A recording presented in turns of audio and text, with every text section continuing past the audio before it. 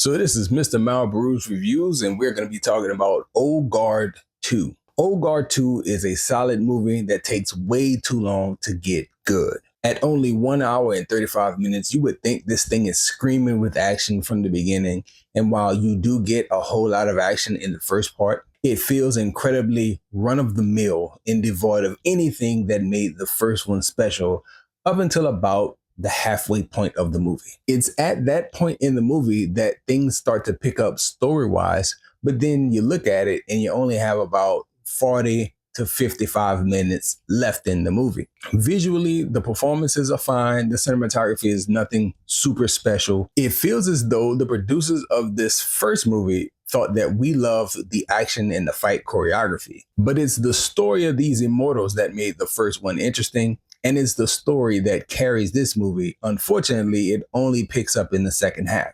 Don't get me wrong, we have plenty of action, plenty of fighting, plenty of shooting throughout the first half of this movie, but it doesn't have any heart to it. And to make matters worse, this movie ends with an illogical, positive cliffhanger. On one hand, when you look at the narrative, this feels like the proper place to cut things off and end the story, just to get ready for another one to kick off. But the problem lies with the fact that it was executed with such an upbeat vibe to it that it just didn't make sense to me, and it didn't feel all the way right and or natural. But those are my thoughts on Old Guard 2. I thought it was all right. I would put it in that all right category.